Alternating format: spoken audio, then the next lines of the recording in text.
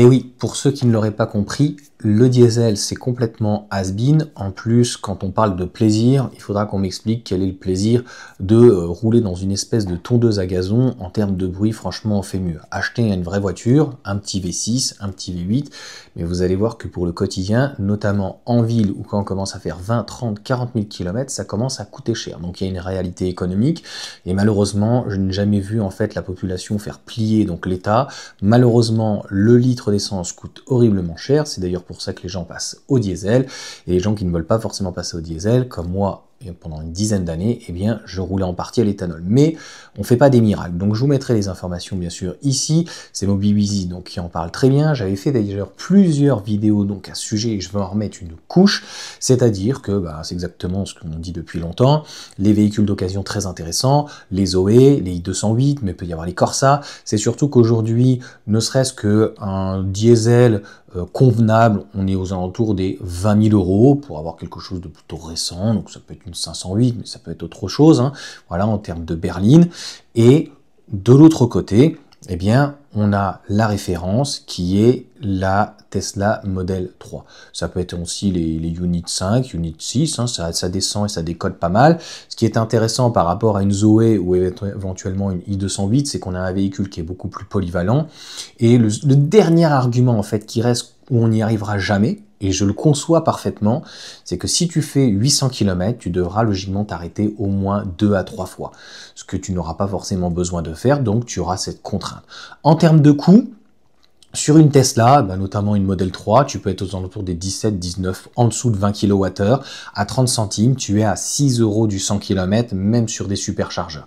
Un diesel, pour avoir les mêmes performances, hein. Alors je parle même pas d'un 4 roues motrices où là il faudrait quand même développer un très très gros véhicule, mais même si tu es à 6 litres, et je suis extrêmement gentil, tu n'auras pas voilà, plus qu'un 4 cylindres de 150 ou 170 chevaux, donc tu n'auras pas les mêmes performances, et bien à 6 litres, on sera plus aux alentours des 10 euros.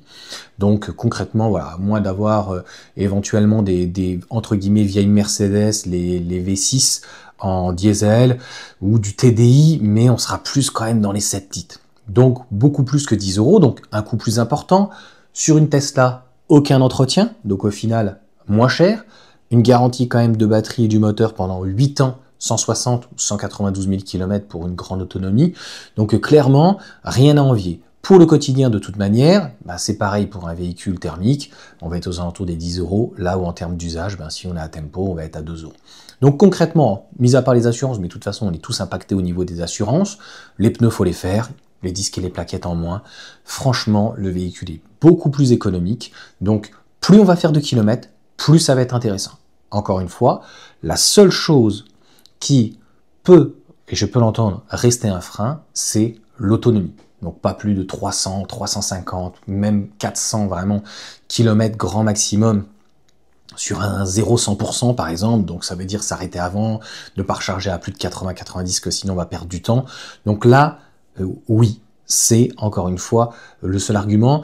Il va y avoir le G6 de chez Xpeng qui va arriver donc vraiment avec une vraie 800 volts en 12 minutes.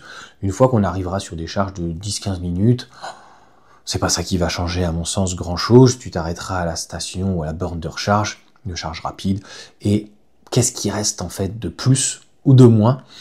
Eh bien, dites-le moi dans les commentaires. Et je n'ai pas parlé, encore une fois, du fait d'un véhicule notamment Model 3, avec bien sûr pompe à chaleur, les sièges chauffants, les sièges électriques, les sièges à l'arrière aussi, le coffre électrique, un mode sentinelle pour la sécurité, ça c'est plutôt pas mal.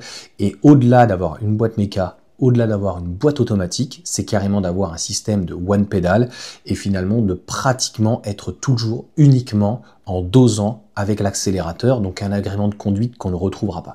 Et franchement, à 4 cylindres diesel, les vibrations, franchement, vous allez adorer le calme. Donc, quoi de mieux? Et puis, si vous partez 1 ou 2 fois en vacances, eh ben, vous perdrez peut-être 1 heure, 1 heure et demie de plus. Voilà. J'ai pas d'autre argument. Si pour vous c'est inconcevable et que c'est la mort, n'achetez pas. Mais en tout cas, l'argument et tous les autres arguments, le prix, de ne pas trouver des bornes, que c'est trop cher, tout ça, c'est faux. Donc voilà pour cette vidéo résumée. N'hésitez pas à me mettre un petit commentaire de ce que vous en pensez. Est-ce que vous êtes d'accord? Est-ce que vous n'êtes pas d'accord avec moi? Quels sont les points éventuellement, vous, qui vous font encore bondir? Et éventuellement la batterie, la dégradation, ce genre de choses. Je pense que c'est pas mieux forcément de prendre certains véhicules en 3 cylindres ou autres, ou même des diesels avec les AdBlue et tous les problèmes qu'il peut y avoir, les injecteurs, etc. Mais bon, pourquoi pas. Et puis, n'hésitez pas à vous abonner.